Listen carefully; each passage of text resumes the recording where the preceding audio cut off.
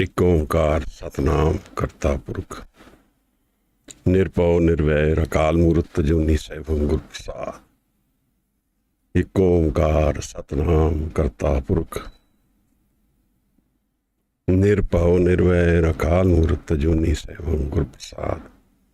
एक ओंकार सतनाम करता पुरख निरभौ निर्वैर अकाल मूर्त अजूनी सैभं गुर प्रसाद।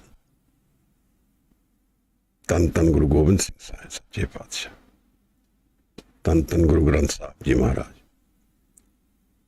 कमाले करामात कायम करीम, रजा बख्श राज़ करे हको रहीम। अमा बख्श बख्शन देव दस्तगीर, रजा बख्श रोजी देव दिल पजीर। वाहिगुरू जी का खालसा, वाहिगुरू जी की फतेह। Today we will discuss and explore the aspects of Dhyan. What is Dhyan? Why do we need to understand and know Dhyan? And how to do Dhyan?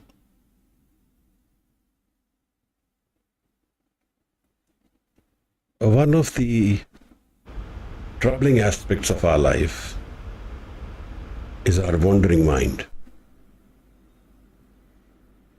A wandering mind is wandering life. There is a saying in English, a rolling stone gathers no moss. Most of us live our lives in that intensity. We have lived through life, gone through its experiences,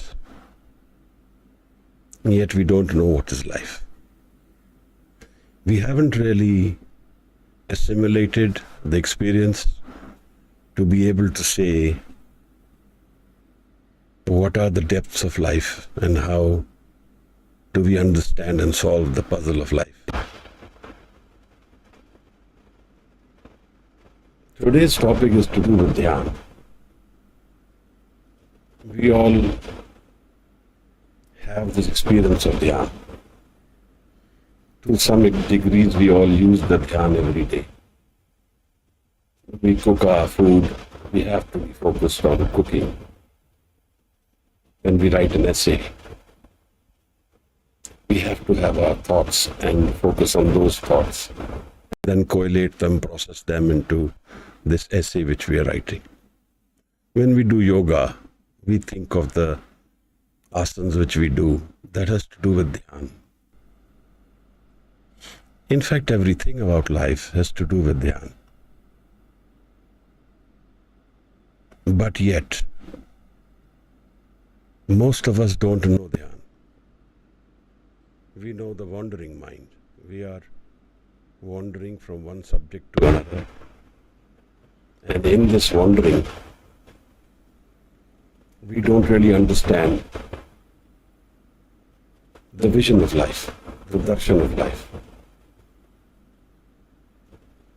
When the mind is stable, when the mind is focused, when the mind is still, then only it can see. Imagine a pond which is full of turbid water. It's all soiled with mud. We can't see what is in the surface and what is in the bottom of the pond. But if this dust settles, the water becomes clear, then we can see the bottom of the pond. But most of us will live through life and not understand what is this still water. What is this aspect of the mind where the mind is completely still? Let me take an example of going on a journey.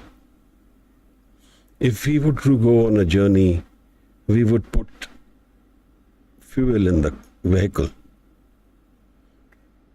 and then we would drive to whatever destination we have. Dhyan has to do with this fuel which we put in the vehicle. It is the fuel which fires life. It is the fuel which gives direction to life.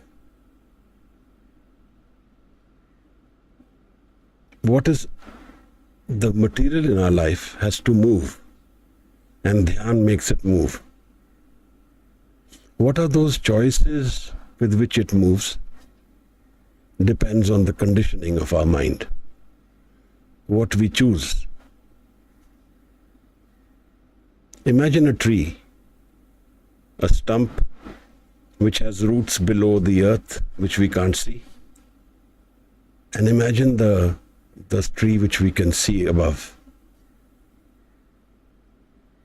For a minute, you fathom that unseen part of the tree is our life before we took birth. And the seen part is the physical world we live in. In the middle of these two, the tree comes together at one point, where everything assimilates at the level of the earth, and then it spreads out into the root system underneath and into the tree above. Such is life. We are on a journey. The life which we have lived before this birth is like the root system. But everything has come together at birth. All the accounts have been frozen. All the baggages have been prepared for the journey. And we take birth. Before we take birth, our dhyan is assimilated at a point. We are focused on something, which is our source. That is the source we are coming from. Maharaj says, live chutki lagi trishna, maya amar vartaya. At birth, our connection with our source breaks. This is a dhyan which we were all in. And then This dhyan comes into the physical body and it becomes outward looking. So now we are using dhyan in our physical life every day, but we have forgotten our source. We have forgotten where we came from and where we need to go. Maharaj says, kahan te aave, kahan hai jaave, kahan hai rahe samai. Where does a human being come from? Where does he go? And how does he find rest in this life? The solution to life comes from understanding life. Like a game we play, we understand the rules and then we play the game. Like a trade we do, we understand the product we are dealing in and then we trade. If we don't know the rules of the game, we will not be able to play. If we don't know the product we are dealing in, then we may give it away cheap. And this is what happens to most of us. We give away life cheap. Maharaj says, हीरे जैसा जन्म है, कौड़ी बदले जाए. Life is like a diamond, but we give it away for a farthing.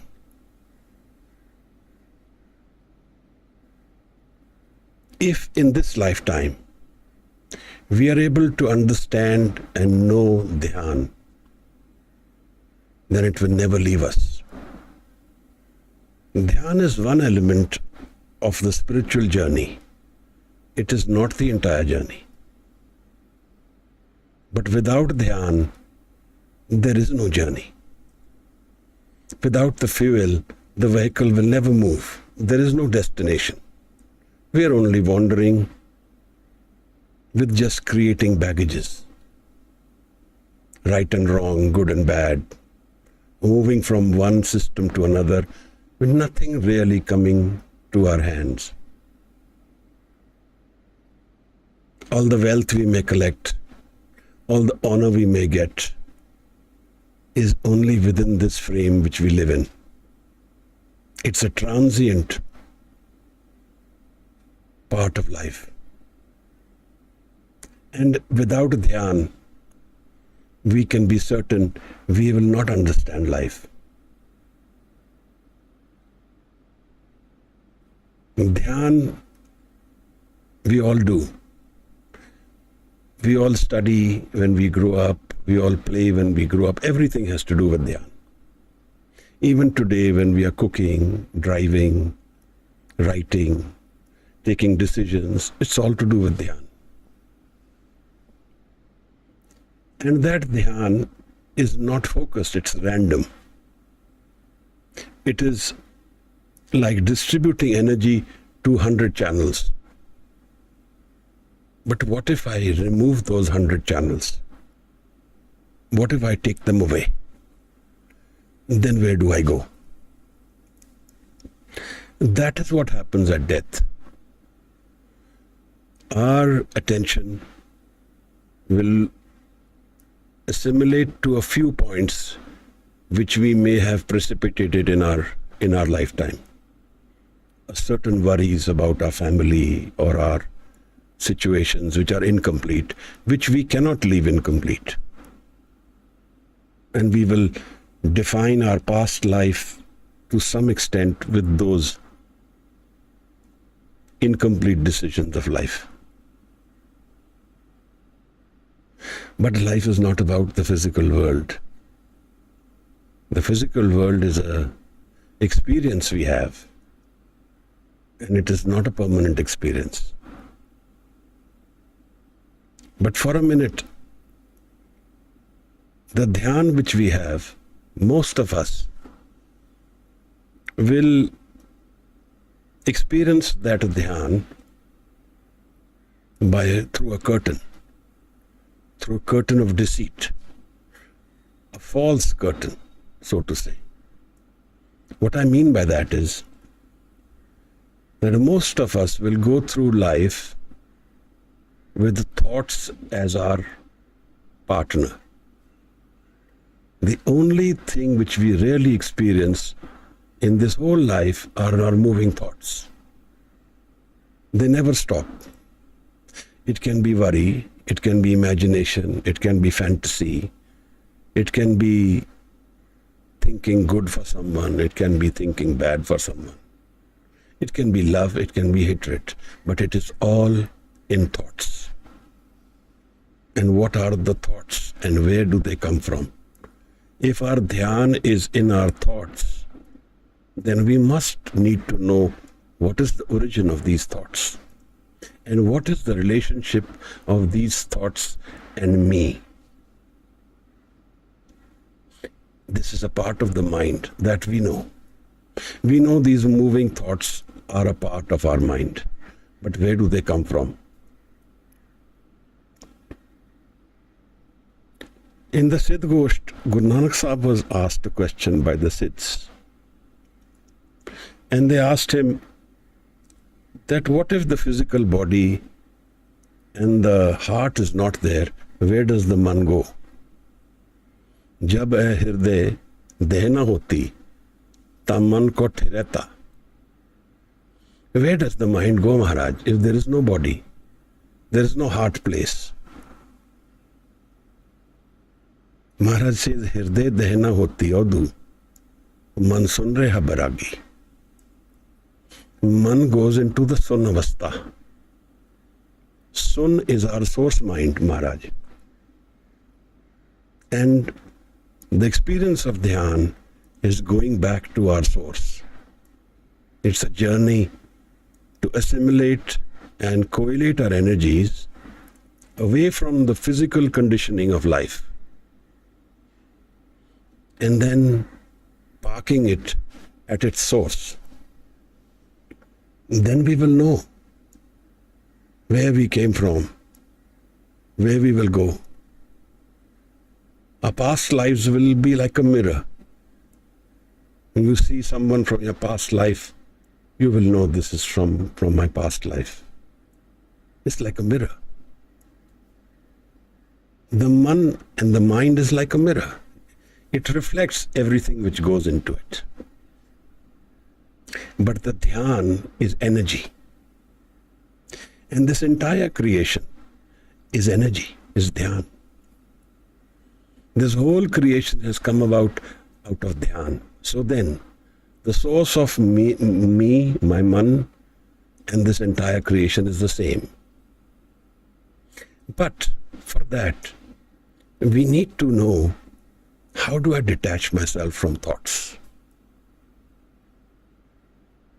Maharaj says, इस मन को कोई खोजो पाई, तन छूटे मन कहाँ समाई.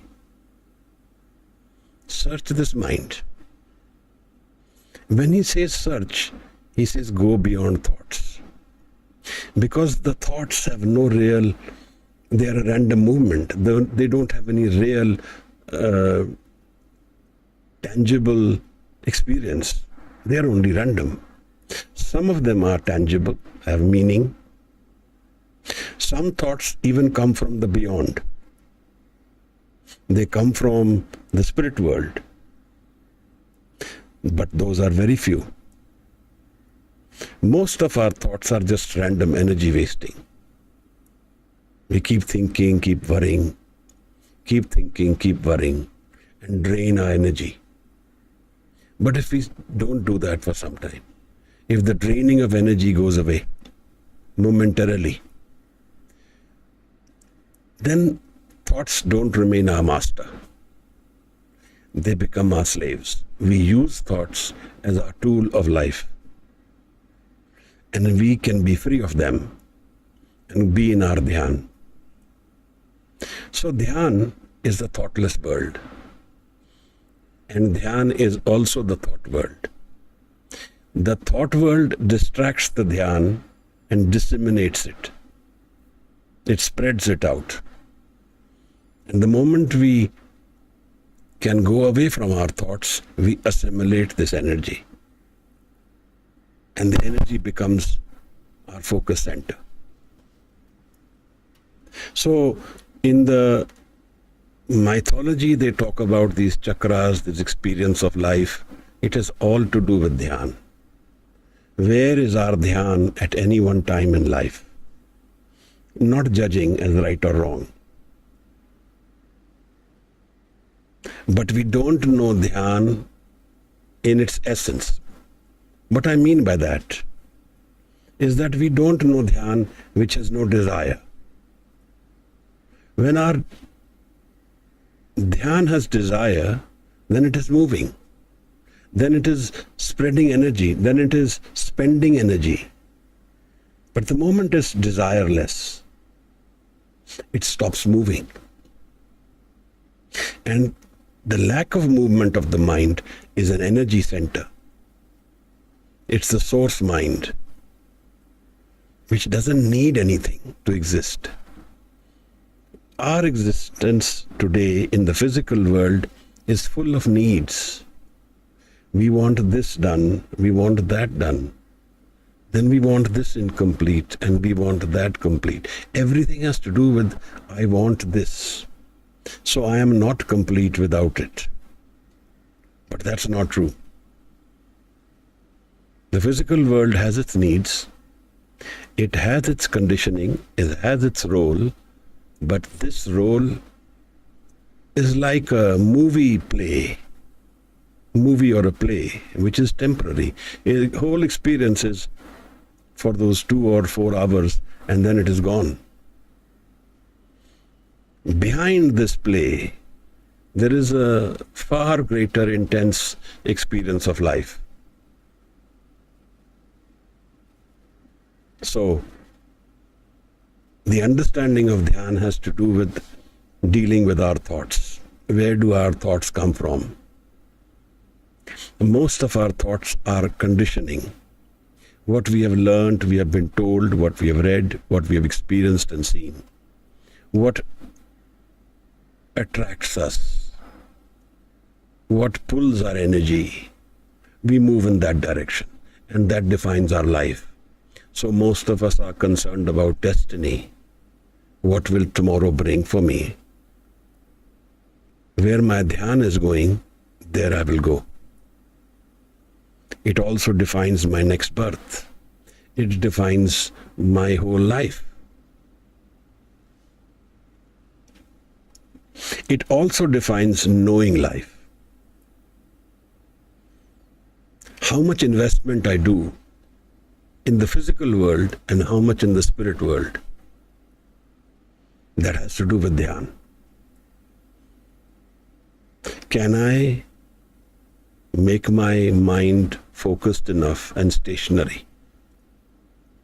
Maharaj says the transformation of the man has to do with making the mind stable. Air and mat.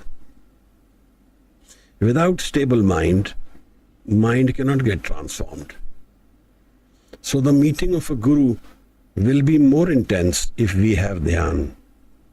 Otherwise, the first thing the guru will do is teach us dhyan. Or, let me say, make us do dhyan. And the presence of a guru will establish dhyan. I will go into how to do dhyan later, but first we need to understand that dhyan is our source mind. If our mind is desireless, thoughtless, has no connection to the physical world, then it becomes an energy in itself. Stationary, stable, vibrant, and all-knowing. It knows whatever it wants to know. It's see. That is why they call the third eye. The eye where the energy is centered and can see without eyes, without the senses. Everything in our senses is also experienced through dhyan. We hear, see, touch, feel. It has to do with dhyan. So somebody can touch us and we don't feel the touch because our dhyan is not perceptive. Or we can touch someone and change the person's thought process if it is with dhyan. So dhyan is an energy we all have. Some of us have distracted ourselves into spreading it out, but some of us correlate, assimilate, and are able to detach ourselves from our desires, from our thoughts, and in the process we know the real nature of our man. It's not the moving mind. Chaltyo man rakhe, amrit chakhe. This part of the man where we have detached our mind from the outside distractions. Moond liye darwaze, baaj yale anhad baaje. Then it goes inward, the energy goes inward. When Guru Sahib talks about God, the experience of nature, of the life, then he talks about searching, khojna, searching the mind. He doesn't talk about searching the physical world outside. He talks about going within. And what is the tool which we need to go within? It is dhyan. Without dhyan, we cannot know. We can only know dhyan when we are in the state of non-doing. We don't do anything. We don't even think. We don't desire. We don't want. We just let go. And the energy collects itself and it's vibrant in its own source mind. And then it goes to the center where it is most happy to be. And that has to do with Guru. Guru can direct the dhyan to centers where there is a restful space within our man. It is called Thirghar, Nijgar. In the Zen Buddhism, there is a tradition and they call it Zazen. Zazen is a meditation, Zen meditation. And literally translated, it means just sitting. I just sat down, let go of my thoughts, let go of my worries, let go of my desires, let go of all my troubles, and just went in. And the energy went where? To its own source. That's the reason our energy doesn't go into our source. Our thoughts are always pulling us out of our source mind. So in fact, we need to make a lot of effort to distract our energy from its own source. And that is why all these troubles, chaos, worries, all the investment in the physical world, it's the way of distracting us from our own source.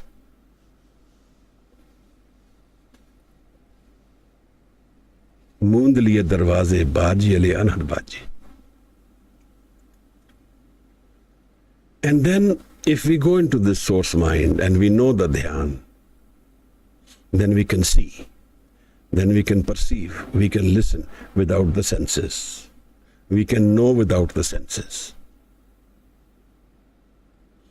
So the nature of our dhyan is devoid of all connections to the physical world, even the body.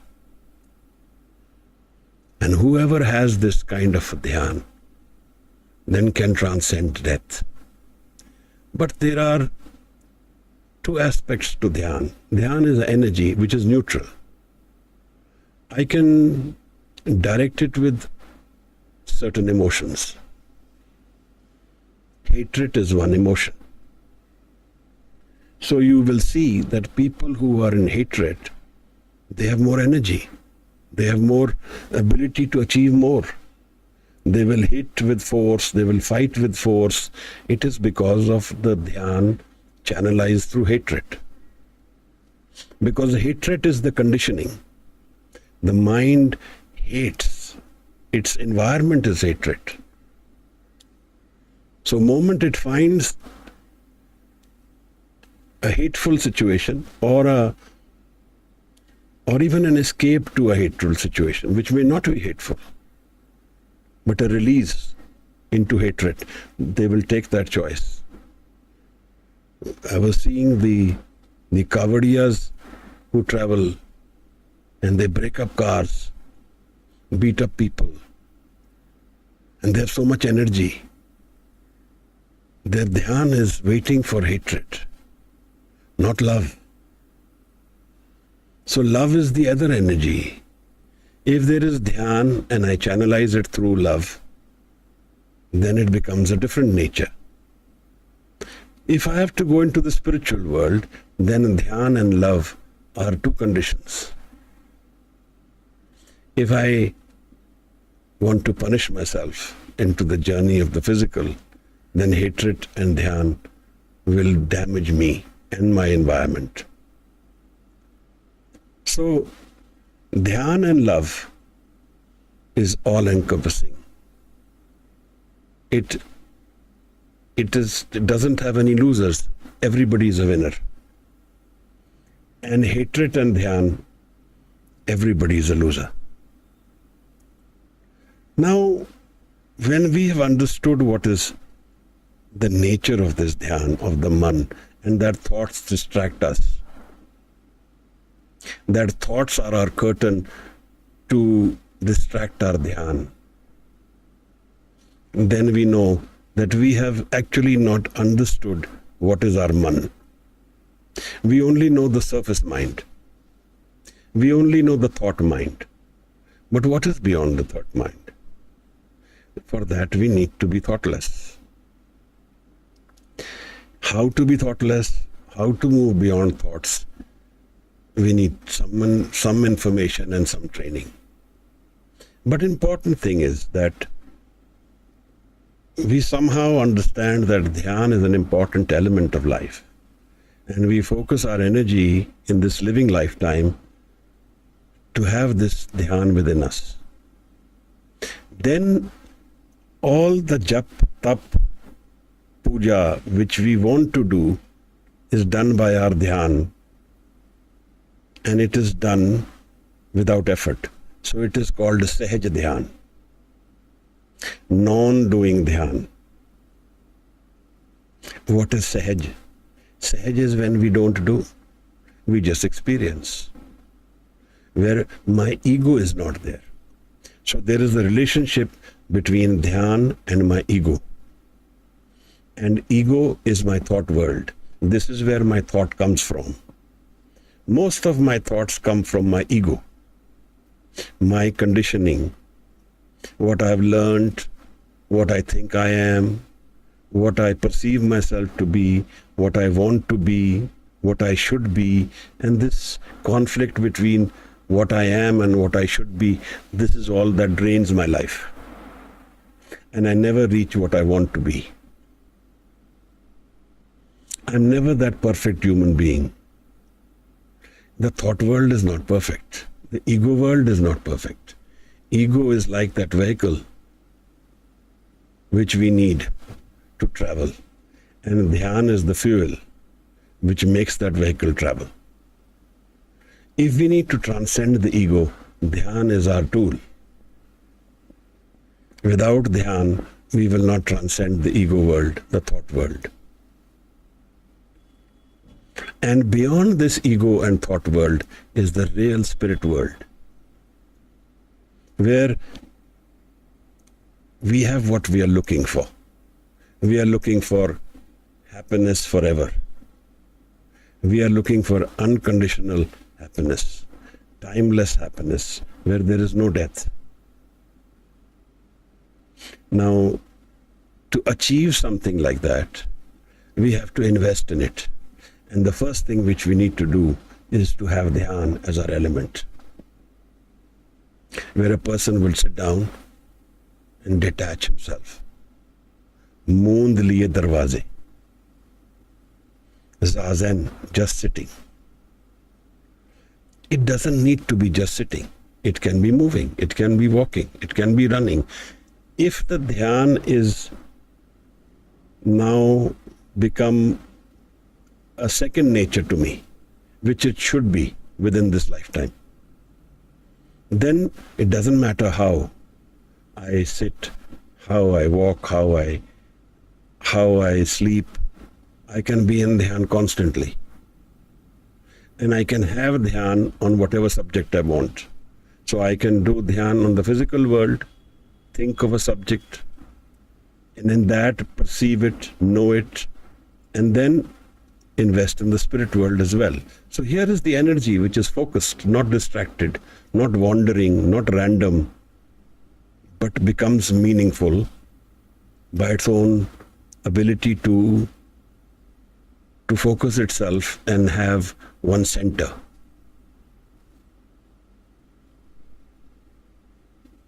Thoughtless mind is an important element. And this is our source mind, where we come from and where we will go.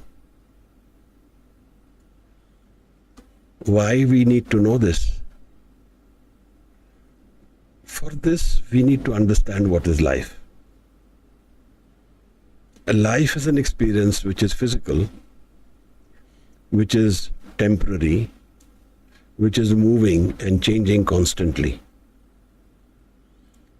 And in this life, we can earn the product which we want, depending on what is our focus. If our focus is the physical world, we will put our energy in the physical world, and we may get the returns we want or not get them depending on other conditions. But we will take the effort to do that. But what the physical world needs, what we need from the physical world, is not the complete part of life. It's a portion, a small part of life. Most of life is unseen. We don't know it. And it rests within our man, beyond this thought world. And it needs a lot of commitment, energy, and focus to be able to dwell in this part of the man, which is separated from the physical world, which is the reflection of our Atma, our spirit. That man which harbors our past within itself. Now, if within this lifetime we are able to garner that connection with our source, where we become independent of the physical realities of life, where if everything is gone from this physical world, and even then I have room to stand on. I have a ground which I have created, which is separate from the physical. Then I have gone away victorious. In the sense that life will go away, it will take away its experiences, but it will leave me full of joy. This is what is known as Brahm Gyan. That within the source mind, there is a source of Anand, which is devoid of the physical world. Anand is the nature of our spirit. So Sat, Chit, Anand, that which is truth, that which is my Chit, and that which is Anand. If I have opened this door in this physical world, then I am independent of the physical world. It doesn't matter whether I go through this life in a joyous way or there is troubles in this physical world.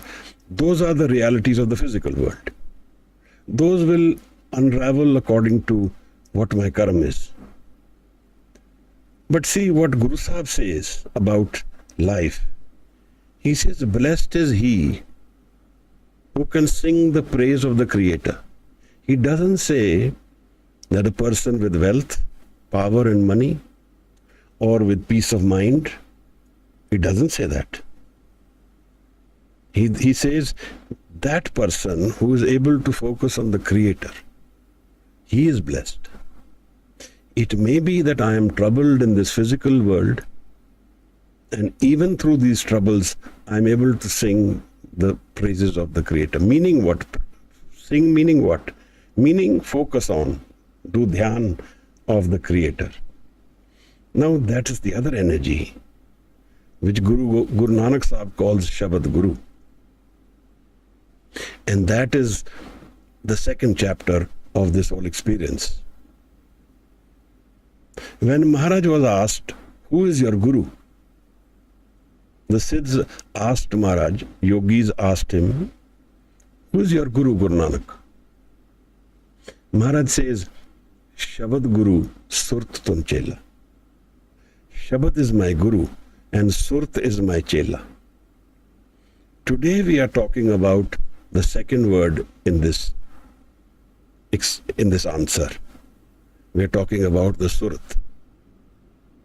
The Dhyan is an experience of the Surt mind, the non-moving, thoughtless mind which connects to Shabad, which is the Guru.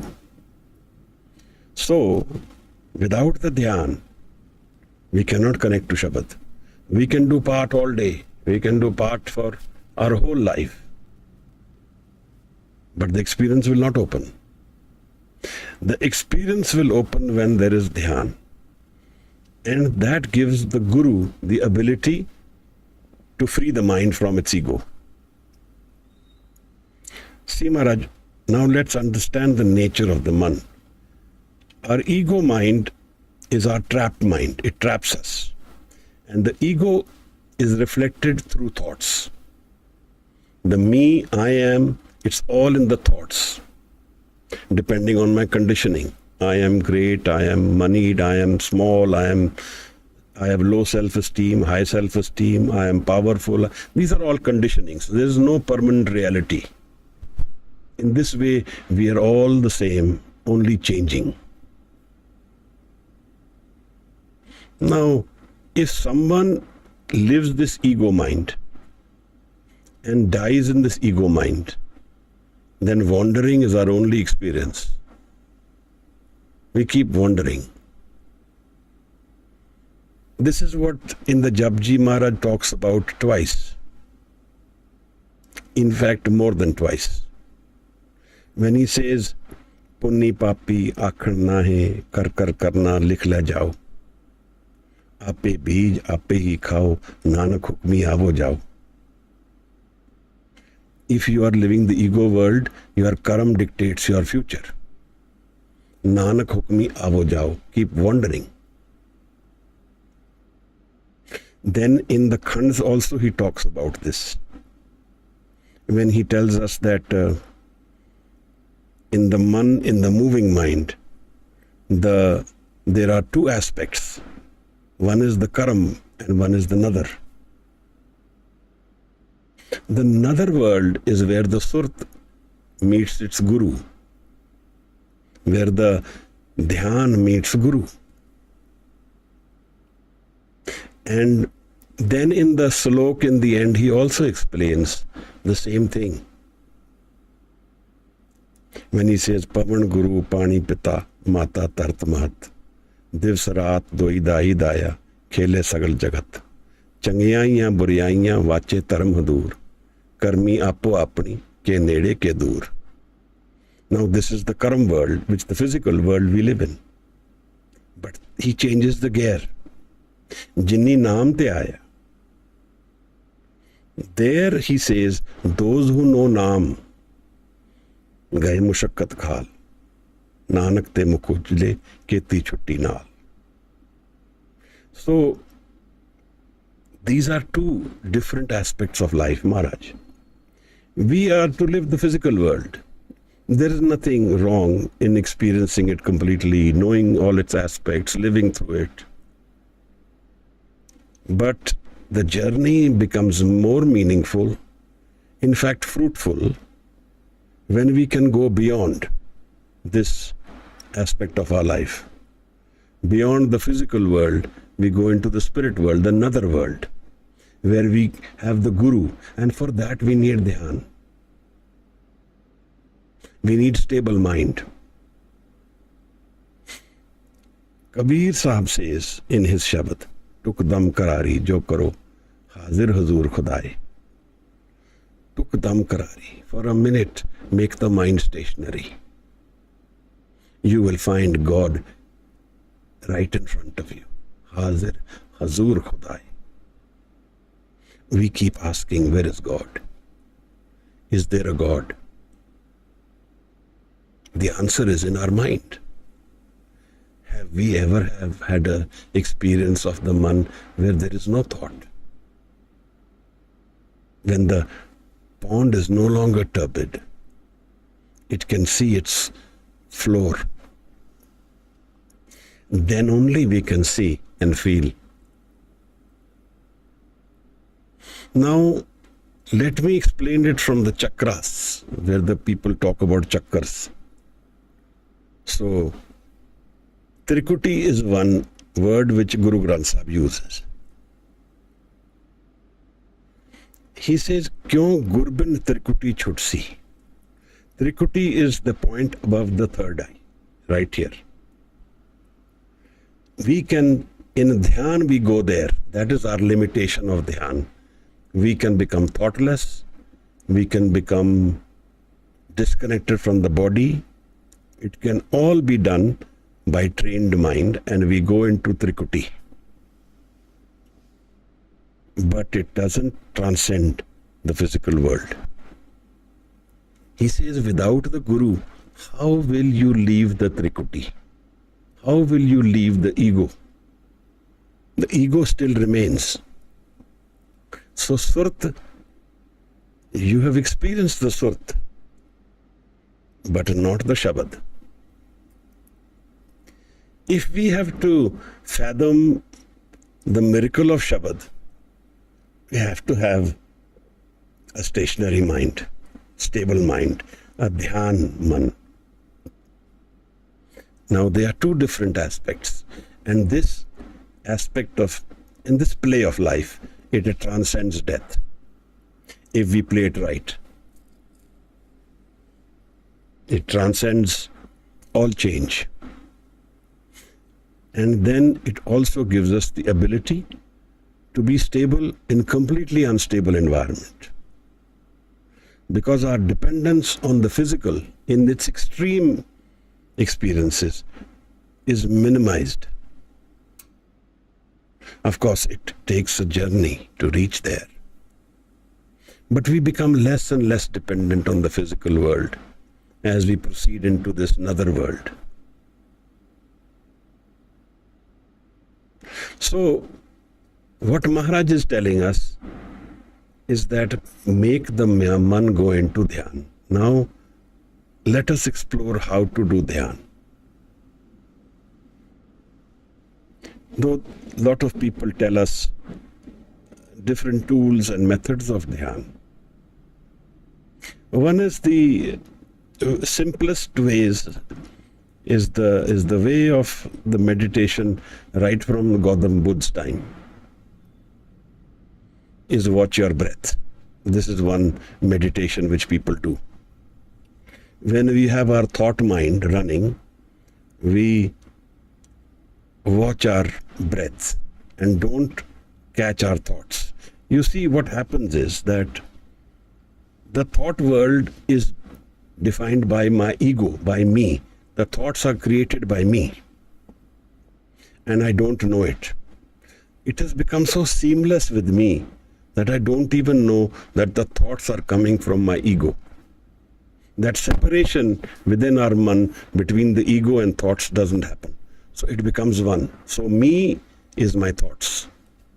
So if I have just for an example, if I have a desire, then it becomes me. But if there is a separation between me and my thoughts, if there is a desire, then there will be a distance between me and my desire. I'll have the ability to drop the desire. If I don't have that separation, that the thoughts are me, so the question to be asked is, are my thoughts me? No, they are not. The moment we give it a separation, we will realize I am not my thoughts. So we let the thoughts flow.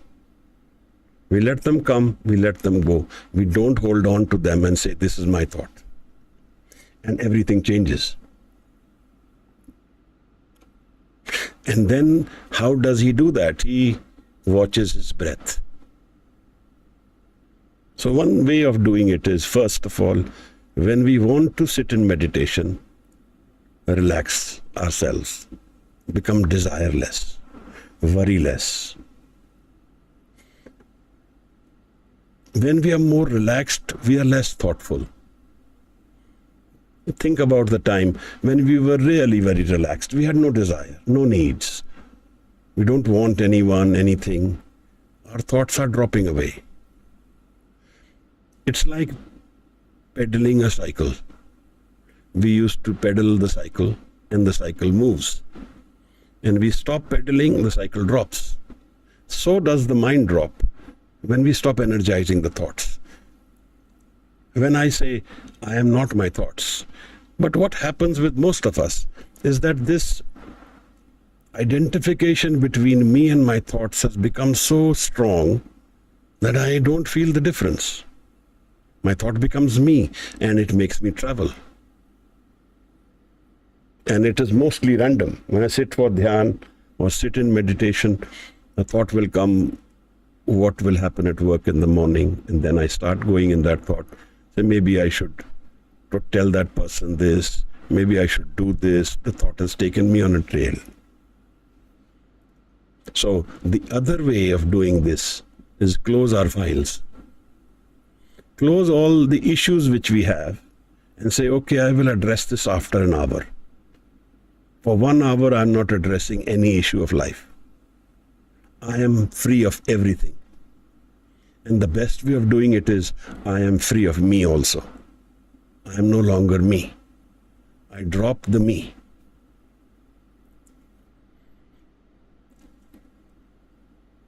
Wash your hair every 3rd day. Certain oils benefit Dhyan. We can use to cool the head. We can use certain oils to energize the head. Most of our stress goes into our body, it goes into our legs. So hydrate the legs, cream them. You want to sit with the spine straight, nothing, there is no harm. And an experienced person, Dhyan, he becomes free of all these aspects. But in the initial, all these aspects help us. It's called associations. We make associations, like we make a place where we do Dhyan. Then if we do that every day, then going to the place becomes Dhyan. What we can do also is drink a lot of water, because it drains away our stresses. If you drink a lot of water, hydrate ourselves, then Dhyan becomes easier. The nature of Dhyan, when we have experienced this whole faculty of doing this sitting down and experiencing Dhyan, then we will slowly see that our thoughts reduce as we go along. One interesting experience I had, that I used to go to this place in Himachal alone, and there was this homestay they had, and it was a riverside. And I saw that my mind became very peaceful in the riverside. It became very calm, because the moving mind, the energy is taken away by the river. The moving river, the sound of that river, it calms my moving mind. So it always helped in doing meditation in that environment. And one day I told that person, look, I need some tea and coffee in the morning. I wake up at 2, 3 in the morning. So he left the kitchen open for me. The 4th or 5th day, I realized that going to the kitchen became dhyan, because the association was happening. And I remembered this story from the Zen Buddhism, where they have this tea ceremony. They do tea ceremony in a very artistic way in dhyan. It's called the tea ceremony. And if you're a tourist, they make us experience it and see it. Now what happens in Buddhism is that tea is their staple drink. They drink tea to do dhyan before they do, and it is associated with Bodhidharma, the person who took Buddhism from India to Tibet, China, and then it went to the East. So tea is a part of all dhyan ceremonies in Buddhism. And especially in the monasteries, you will see sampa, the tea leaves and butter being cooked throughout the day. In fact, that's all their food they have. Now, when they cook this tea every day, when they make this tea every day, so making tea itself became dhyan. So associations help. We can focus our dhyan on any one senses. Like you can even focus on certain smells. You can have pleasant smell which helps us meditate. Rose, sandalwood, these are smells. They associate our man into the dhyan. These are just associations. They have no real long-term meaning. But these are crutches which we use before we start to walk.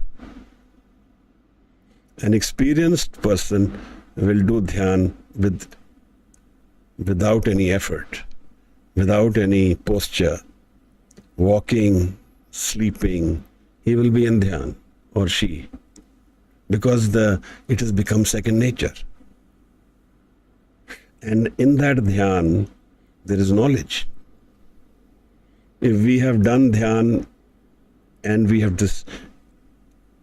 preserved our energy, and if someone was to come to try and meet you and is walking towards you, so someone is doing your dhyan, you will know that someone is coming. The issue becomes that we are very distracted. Our energies are, even in dhyan, we let go of our energy into issues. So we don't have that empowerment to be able to read our mind. Bathing before dhyan will always help. Washing the face especially will help. It cleanses the thought process.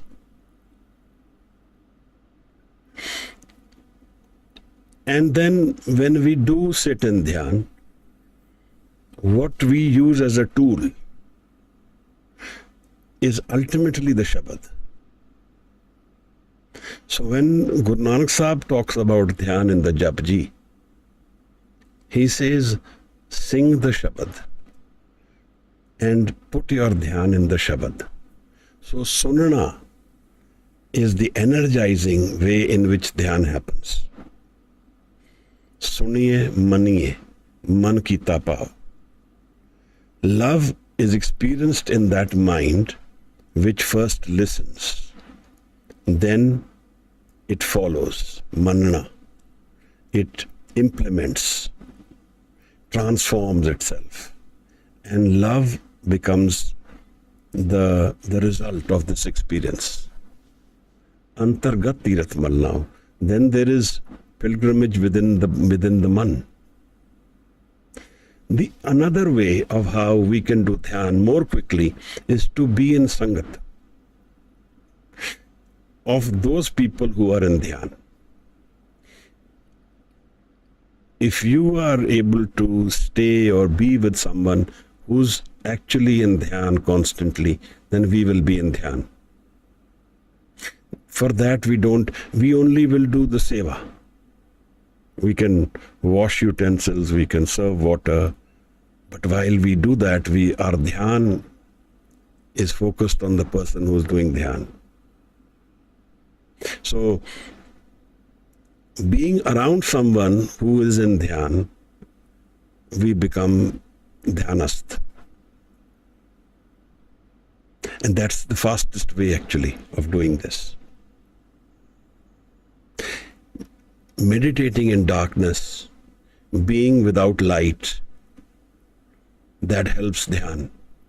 If we have light on always, we can't meditate. Always helps if we can have a dark room, be without light for some time.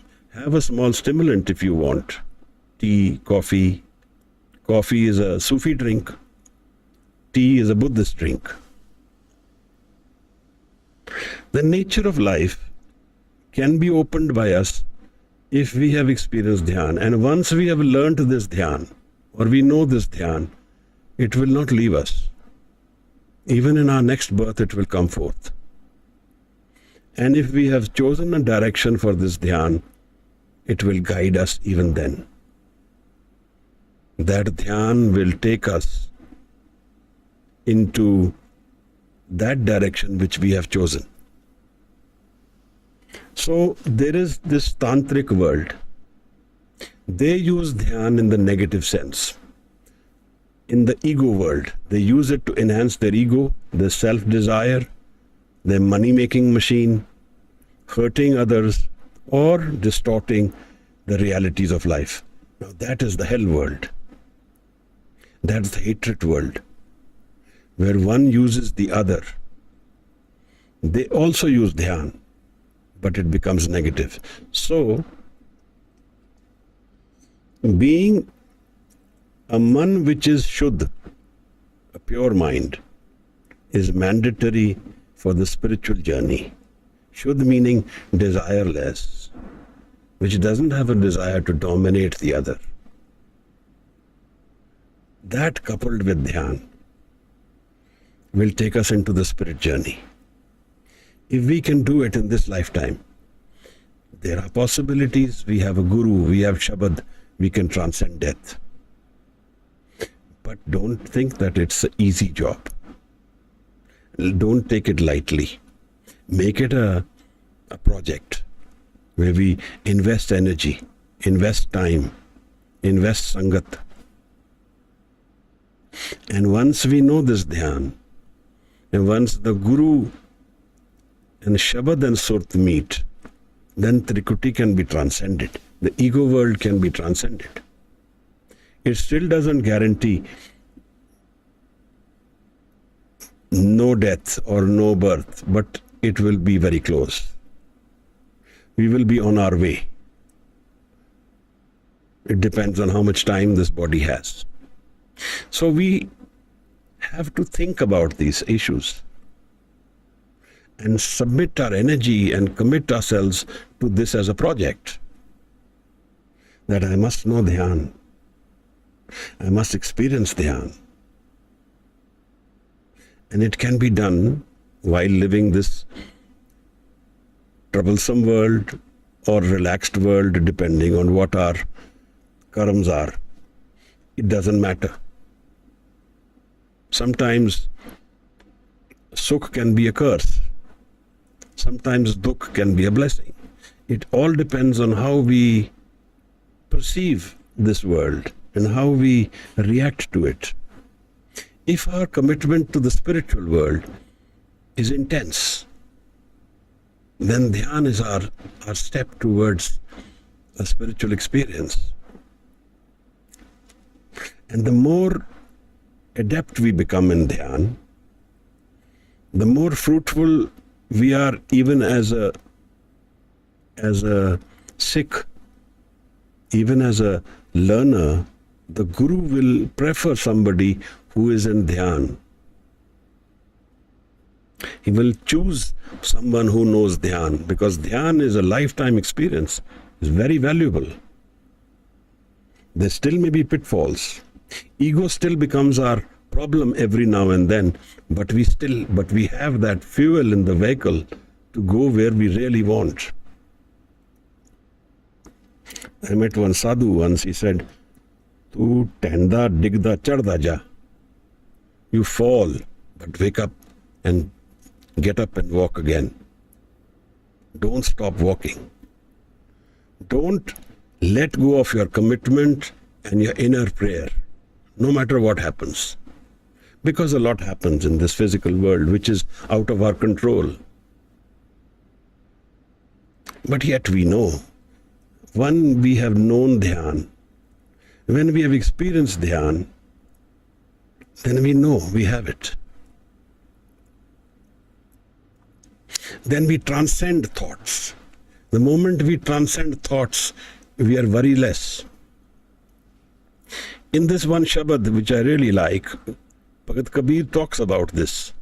Ved kate biftara pai, dil ka fikr na jaye. You have studied so many scriptures. You discuss them, discourse them, debate them, but your worries have not gone. Tuk dam karari jo karo, हाजिर हुजूर खुदाए. बंदे खोज दिल हर रोज, ना फिर परेशानी माए. Search your man, go beyond your thoughts, then there are no worries. Now, I'm not saying that be without worry throughout the day. I also worry. If we have to live the physical world, you have to worry about certain things, certain aspects. You need to worry, and that is our tool.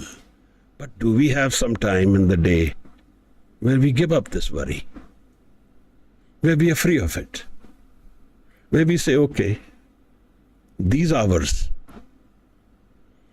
I'm going to live the spirit world, and I will live the physical world the rest of the time.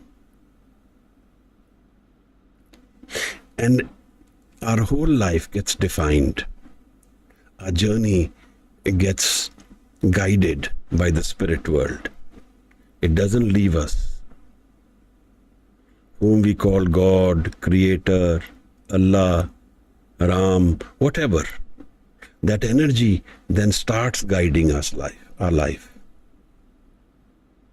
And Guru Maharaj in Asadivar, there is one line in which he says, "De lambi nadar nihaliye." Have a vision beyond death about life. Most of our vision of life is up to this physical world. We don't have a vision beyond it. And Dhyan can give us that vision. Dhyan can give us experiences. I don't think that experiences are so relevant, but Dhyan can give us transcendence from the physical world. It makes us transcend the changing mind. It can give us the experience of Anand and Shabad. Because we are not focusing on Shabad today, we are discussing Dhyan.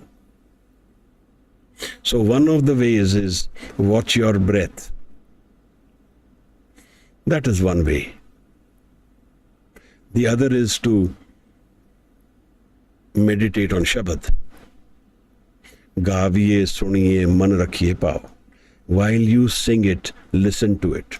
That takes our mind into Dhyan. Transforms the mind, changes the structure of the mind. We give it 5, 10, 15, 20 minutes. If our mind is very fluid, very moving, very distracted, then use the breath. Use Vaheguru Shabad as your breath stimulant, in and out. It stabilizes the moving mind. And then go into Dhyan. One of the reasons I have done this talk today is to make us understand that we have to make Dhyan our project. And without Dhyan and Shabad, this life cannot be understood in its completeness. So try and give this Dhyan aspect, commitment. Make it as real as possible. Give it energy, time, knowledge, research. I think we have taken 1 hour in the talk today. I would like to welcome questions, because this is a very open subject. If you have any questions about Dhyan or how and what to do in Dhyan, please raise your hand. If you are in YouTube, you can write out the question and we will read it out here in Zoom. I hope I was of help. Do forgive my errors. And with the prayer that most of us change our life to understand Dhyan and Shabad as part of our experience of life. Thank you.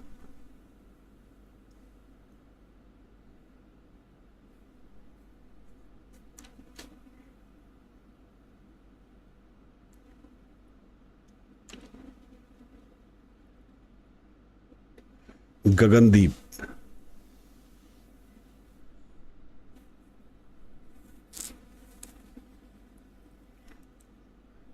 Vaheguru Ji ka Khalsa, Vaheguru Ji ki Fateh. We just needed some more understanding. When you ended, you said we can start focusing on the breath, use Vaheguru, and then get into Dhyan.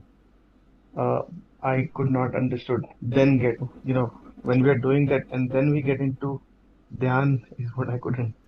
Vaheguru has 2 words, Vaheguru. So, Vahe is the breath out and Guru is the breath in. So, we use this while we breathe.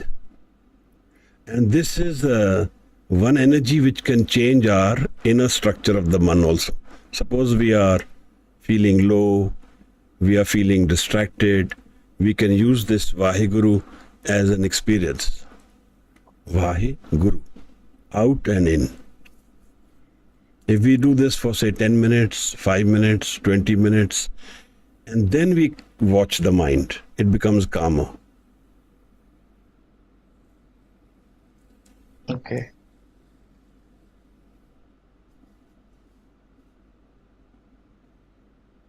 Try it and see. Ji. So yeah, we actually tried doing that. But what I was when we start doing it, it's always somewhere the thought comes in, oh, you know what, we are doing it because something will happen. And somehow after some time the mind keep going, what will happen? And that means we are living in expectation.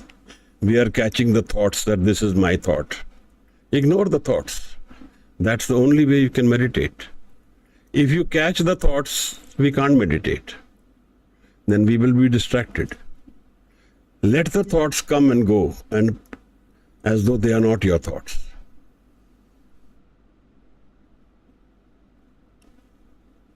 Yes, Viji. Let the thoughts happen. Don't try and suppress them, but don't hold on to them either, that this is my thought. This will happen, this will not happen. It's a thought. Where is it coming from? The ego. The ego wants expectation, wants results. This is how we have been conditioned. So that is what we keep seeing. Ignore these thoughts. Ignore all thoughts. Focus on the Shabad. How are you focusing on Shabad if you are focusing on the thought? You can't do both. If you focus on the Shabad, you will not be able to focus on the thought. That means you are not focusing on Vaheguru, the Shabad.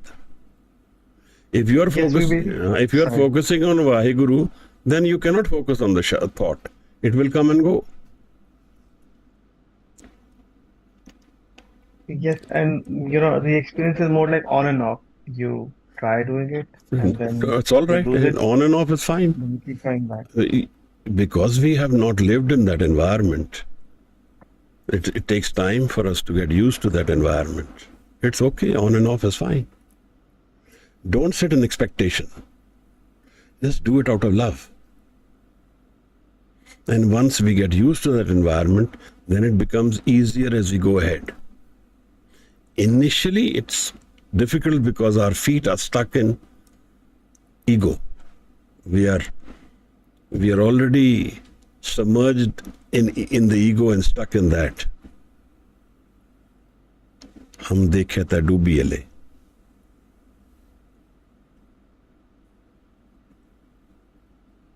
Thank you, Vijay.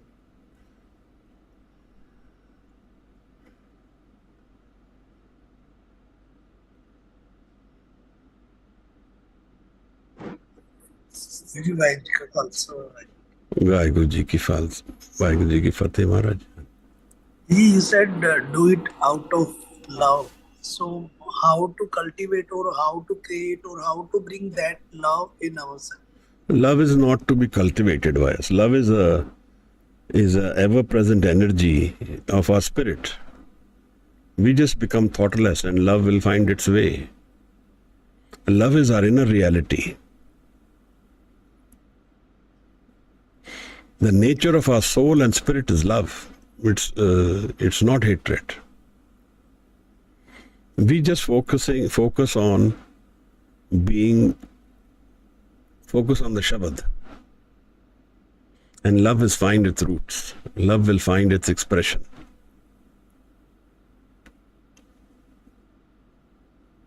We can't, if the ego cultivates love, then it is with hatred.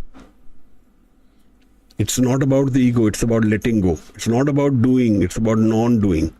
Don't do anything, just let go.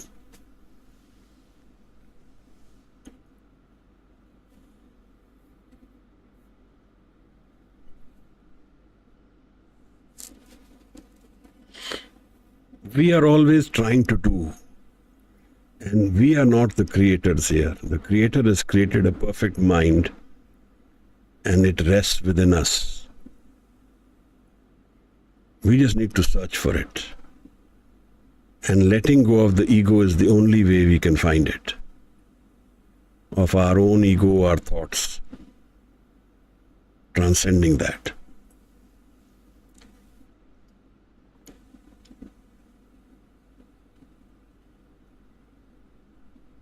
Ji.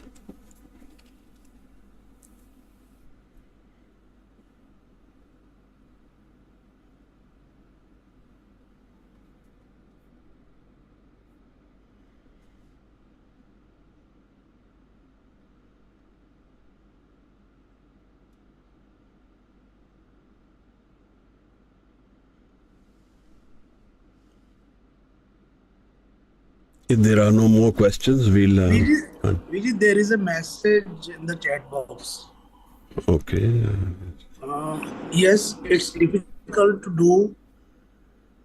Bahe breathe out and Guru breathe in. Am I right? Can anyone reply on my question? Yes, why breathe out and Guru breathe in. And focus on breathing out and let the breath come on its own.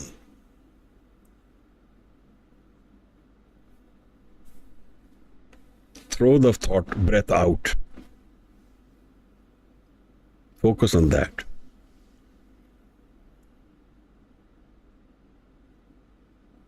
And focus on Vaheguru. Then you will become thoughtless.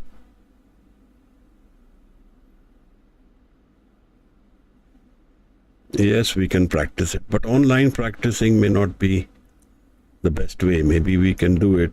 If you're in Delhi, we can have a session in the evening someday. Sure. We'll try and organize that. How long do meditate? How long do you enjoy meditation? Meditation is a timeless world. It has no time. So actually, if you see, when we have the malas and the beads and the counting, that actually takes away from the meditation.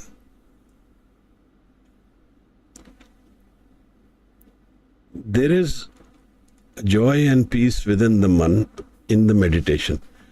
Meditate how long you enjoy it. How long you can be. And actually we can call for it, pray for it, ask for it. If you really ask me, those who have meditated, their life is meditation. They are doing everything in Dhyan. Their Dhyan is their life.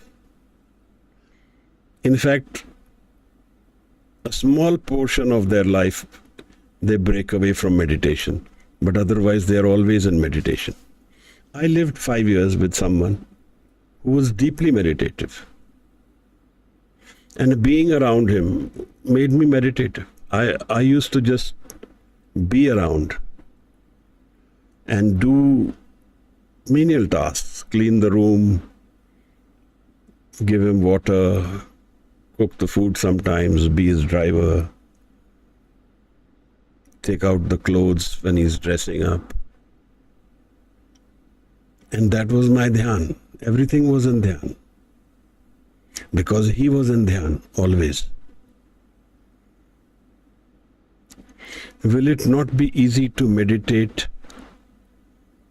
if the speed of breath in and breath out is deep and slow? Yes. The idea is to meditate. Now there are two things. Some people focus on the breath and they wait for it to impact the mind. But if we are meditative, the breath is controlled by the meditation. I don't know if you can understand what I'm saying. If I am in Dhyan, then my mind will be restful and the breath will be restful. So people try and make the breath slow and then make the mind restful. That is also doable, but I think the more realistic aspect is if the mind is in Dhyan and it is restful, the breath becomes restful. We don't have to focus on the breath then. If you are in Dhyan, you are detached from it all. Just last question. In case we do reverse Vahe breath in Guru, breathe out, will that make any difference? I am not sure. I have not done it like that. I was told to do it this way and I did it that way. Because whenever we start meditation, we always tend to breathe in. Yes, that's true. But there is a reason I'm saying breathe out. There is a very big reason for why I'm saying don't focus on breathing in. Breathing in says I am. Breathing out is saying you are. It reduces the strength of the ego. There is a saint from China, Lao Tzu, and Tao Te Ching is like a religion in China. He used to have this meditation. He used to say, just breathe out and don't breathe in on your consciously. Let it happen unconsciously. Just throw your breath out. Breathing out is like reducing the ego, the mind strength. Breathing in is saying I am. Ji.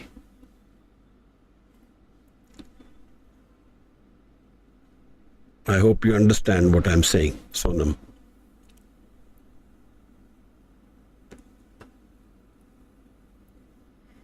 Good. Ji.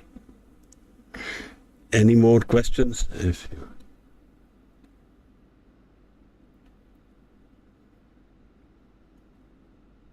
So those of you who will be interested in a physical session in Delhi, we can organize that. Maybe you can send a message to us so then we can see how many participants are there and then we can have an actual session of Shabad Dhyan.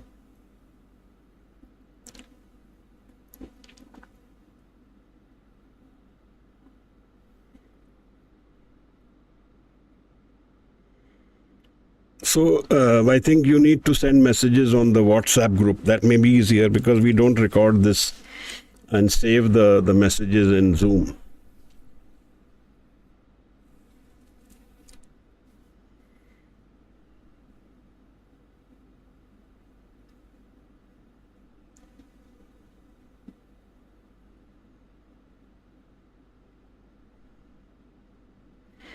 Ji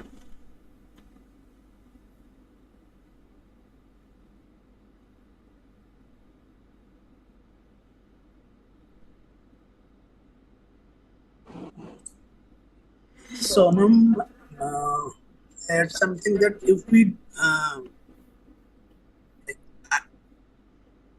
I think so that if we don't use the word Vaheguru, we can use any other word. I have not. There are other ways people use Allahu, people use Soham. It depends on the nature of how you are meditating.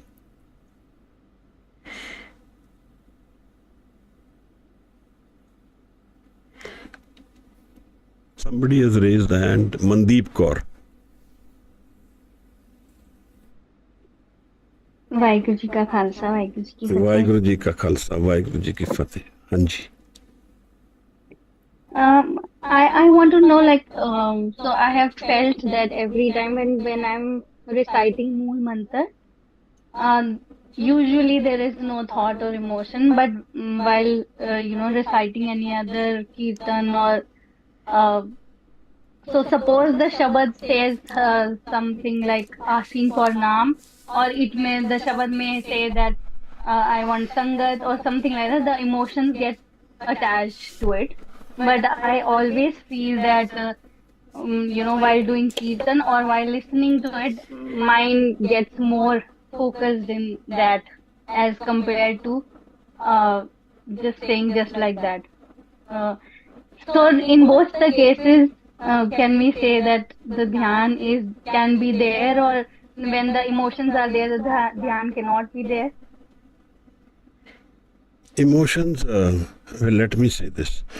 Dhyan, two experience of Shabad. One experience of Shabad is the thought mind, where we analyze what the Shabad is saying. That is the darshan in the ego mind. But what is the vichar of the Shabad in thoughtless mind? It is Dhyan. Dhyan, Surt and Shabad. See what Maharaj is saying. He says there is no ego in that state. So who is questioning, who is thinking, who is the emotions? There is no me.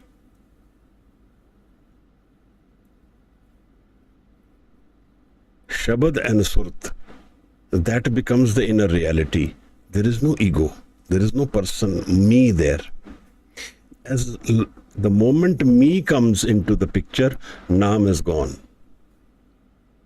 Either Naam will be there or ego will be there. Home naame naal birod hai. Doe na bas ek thaye. So do Shabad Dhyan, thoughtless mind. Shabad Vichaar in the thought mind. They both have their relevance. Can I give you an example what I was trying to say?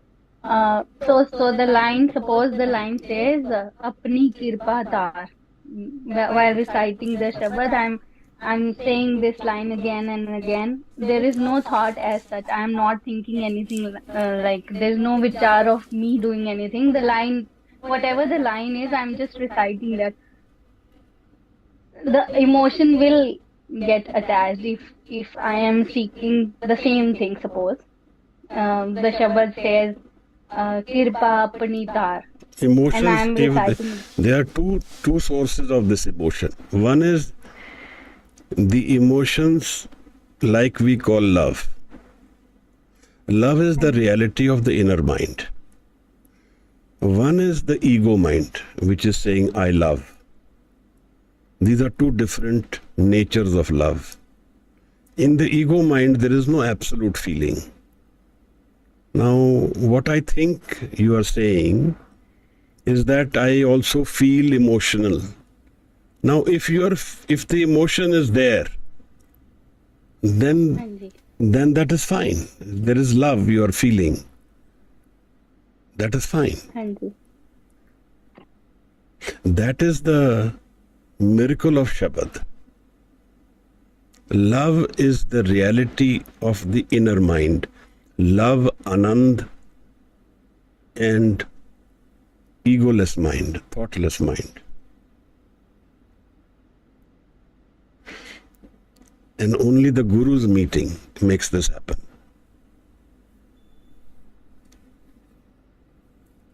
Ji. Thank you so much. Thank you. Maharaj.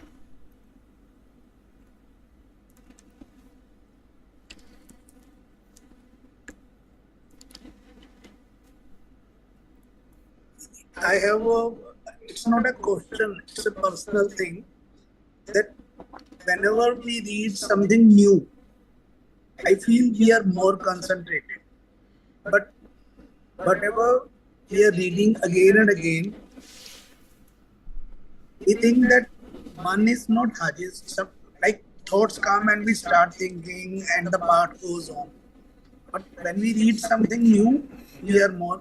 That is the nature of the mind. When we find a new space, a new place, we travel somewhere, when we have a new experience, the mind is fresh. So it is more focused, it has more energy, it's less drained. But this is the changing mind. It's not the meditative mind. The meditative mind will find meditation everywhere. It is devoid of the physical reality. It may be encouraged by certain environments, but its nature will be the same. But the ego mind or the moving mind or the thought mind, that has these experiences. The thoughts become less, we go to a new place, we go to a journey, we go somewhere without any aim or focus, we do travels, we go through trekking to the mountains, the thoughts drop away. That is meditation. It's happening because of the experience of the moving mind. And we are able to drop the mind, and so that's why people feel relief. That is why they had these the pilgrimages in earlier years. They used to send people according to the pain they felt. They would send them for months on a journey. Now, walking for 2 months, all the pain will go away. We're just walking.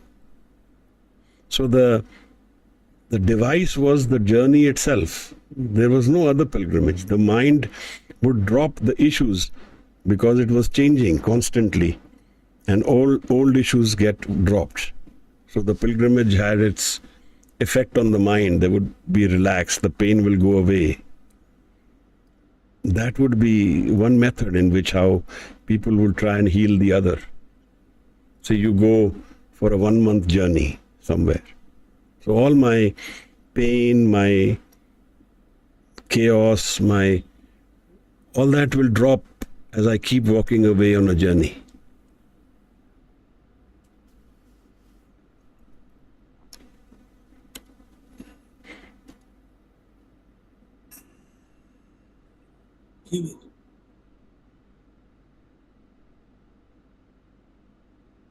Ji. There is no other hand raise or question. Should we ask? If there is any more questions, then we conclude with an answer. Should we request? Ji, Hanji. Anybody can do. Anybody who wants to do an answer, podium, please welcome.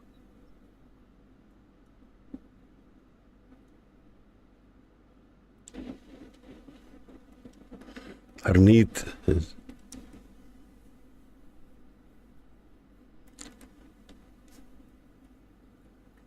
Can I unmute Harneet? Ji. audible to you? Ji yeah, please. Waheguru ji Ram कली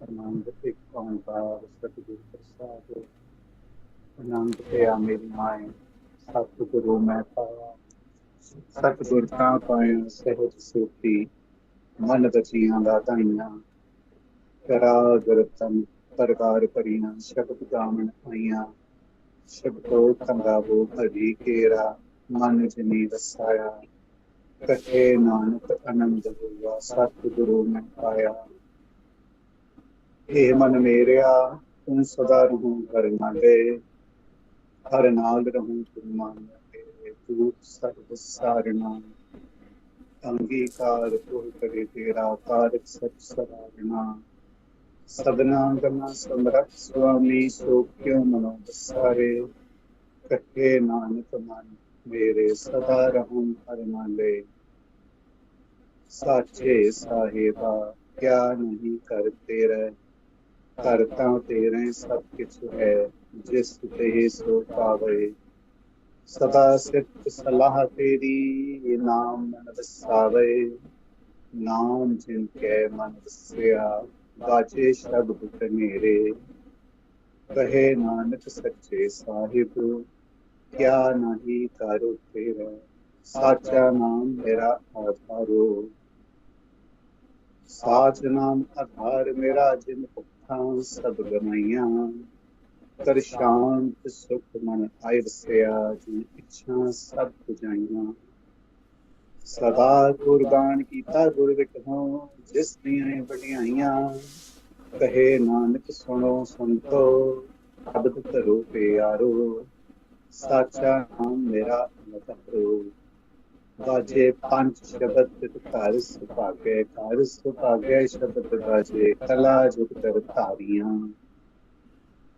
पंच दूत तुद बस कीते काल कंटक मारिया तुर कर्म पाया तुद जिनको से नाम कर के लागे कहे नानक कह सुख होवा तित कर अनहद बाजे आनंद सुनो बट भागी हो सगल मनोरथ पूरे पार ब्रह्म प्रभ पाया उतरे सगल दसूरे भूख रोग संताप उतरे सुनी सच्ची बाणी संत साजन भये सरसे पूरे गुर ते जानी सुनते पुनीत कहते पवित्र सतगुर रहा पर पूरे बिन मंत नानक गुर चरण लागे बाजे अनहद पूरे सुनते पुनीत कहते पवित्र सतगुर रहा पर पूरे बिन मंत नानक गुर चरण लागे बाजे अनहद पूरे वाहिगुरु जी का खालसा वाहिगुरु जी की फतेह वाहिगुरु जी का खालसा वाहिगुरु जी की फतेह. Thank you so much. Yeah.